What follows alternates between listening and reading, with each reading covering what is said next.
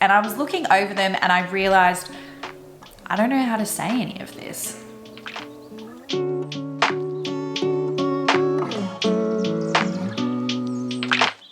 Hey guys, so today I wanted to make a video discussing literally where I start from day zero, how I tackle a new language, what tools I use, what resources I use, what I've done to sort of unpack the language that is Mandarin, and how much progress I've made within 1 week. And I will pre-warn you, it's actually not that much, but let's get into the video and I'll start from the start. Okay, day zero. What do? I myself had purchased a pronunciation trainer from Fluent Forever, and I'll leave the link for this in the description box below so that you guys can check it out. I did this for Dutch and I highly recommend these decks. They're amazing at breaking down the sounds that exist in that language. What I would do day zero is actually look up an interactive pinyin chart. And again, I found one on Yo-Yo Chinese, so I'll leave that one down below for you guys to check out. Learning the pinyin and the spelling rules is literally what I would focus on from day one. I would familiarize yourself with the sound combinations, the sounds that exist in that language that don't exist in your own language, and focus on how to combine those sounds together to form words. So the vocabulary list that I have at the moment is the HSK1 vocabulary list. The HSK is a grading system so that speakers of Chinese as a second language are aware of what their level of the language is. I wanted to give myself a bit of a guide, a bit of a direction as to where I was going with the language. So I wanted to follow some sort of outline. I've written out the HSK1 150 words, and that's the vocabulary that you need in order to pass HSK1. So I'm focusing on the sounds, the pronunciation, the tones, and then I'm going to start making my own Anki flashcard deck using the HSK1 vocabulary. Now that I know that I'm saying the words right and I can read the pinyin, I feel like I've got more of a handle on the language. I have not put the words together to start making sentences. I don't feel like I'm ready for that. It's only been like 5 or 6 days, and I squeeze all of my study sessions into about an hour in the morning when my daughter goes to sleep. So my approach to language learning this time is a lot different to when I was learning Dutch. I had a lot more freedom and a lot more free time to really throw myself into language, whereas this time it has to be more structured. I did a lot of research before I began so that I could make a plan as to what I was going to be doing each study session, because I don't have that freedom of time like I did the first time. I've got an hour, I want to use it as productively as I can, and I'll insert some footage of exactly what I've been doing. I filmed myself studying the other day, so I'll insert that here and you can see exactly what I do for that hour. So I am officially day 3 into studying Mandarin, and I just wanted to record it, whether it's myself or anyone who's watching, what I've been doing exactly, what has helped, and what has, for me, made the biggest difference. So what I've been doing is learning with the Fluent Forever Anki deck, and I realized that I wasn't really feeling like I was making that much progress. I didn't understand why letters made certain sounds in one order and why they made different sounds in other order. And I also had trouble pronouncing the sounds because they'd never been taken apart and explained before I was able to put them back together. So I looked up a website, Yo-Yo Chinese, and they have an interactive pinyin chart on their website, and I'll link that in the description below.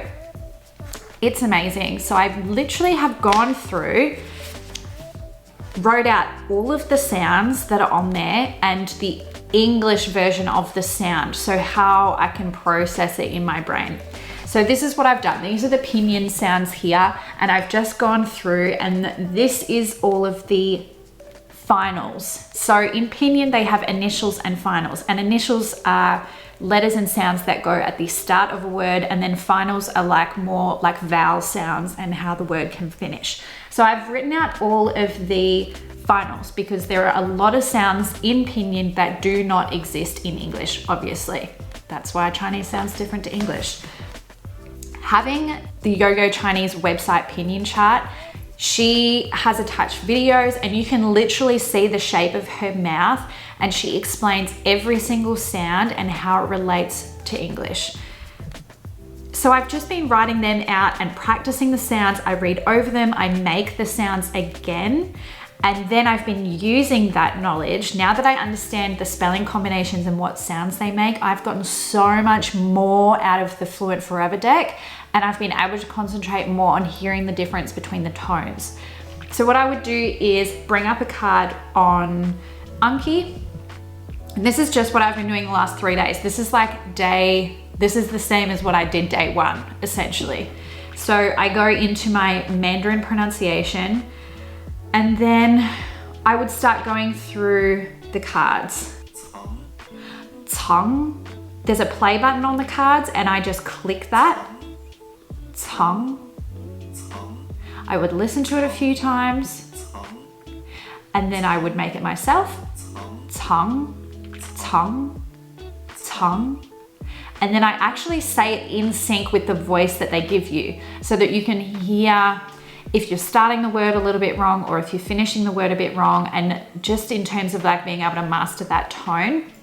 So I've just been, and I did a very similar thing with Dutch. So having an audio file to practice your pronunciation and your listening skills is essential. You say it over and over again, and you want to match your voice to the audio file so that your voice is like laying over the top of it. Cang, cang. You get the length of the word, the length of the vowels, the stress and intonation. It's perfect. So that's what I've been doing. And I literally go through every single card. With the pronunciation trainer, you have options like this card here is obviously a card where you write the word.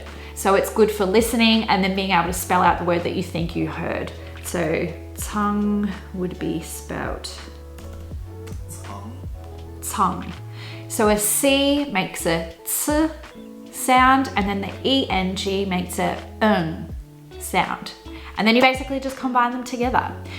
That is what I've been doing. It has made writing out the chart first and then going back to the cards made a big difference. So if you were starting day 0, this is what I would do. I would find the Yogo Chinese interactive pinyin chart, and I would write down and listen to all of the sounds and what the different spelling combinations mean. That's day 1.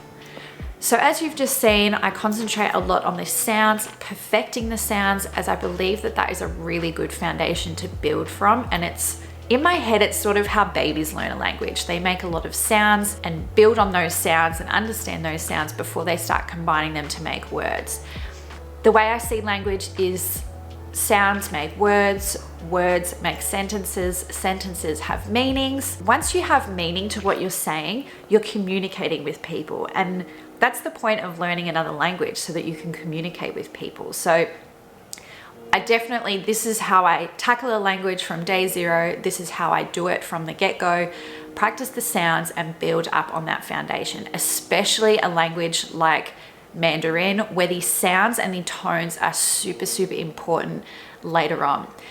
Now, I have not been focusing on any characters as yet. I know that there's a couple of apps around. Chinesey is one of them that I've heard about, where you can familiarize yourself with the characters. I really just wanted to focus on producing the sounds and mastering the tones before I started introducing characters. I already know I'm going to get super, super overwhelmed. So I have not been focusing on characters yet, and really just want to be familiar with the 150 words and then link them to characters after I know how they sound. I hope this makes sense. This is what I've been doing since literal day 0. I hope that the resources that I find I can share with you guys. I hope that you want to follow along. So if you do, and learning Mandarin or learning an Asian language interests you, then please like and subscribe and follow along. I'll see you guys next week. Bye.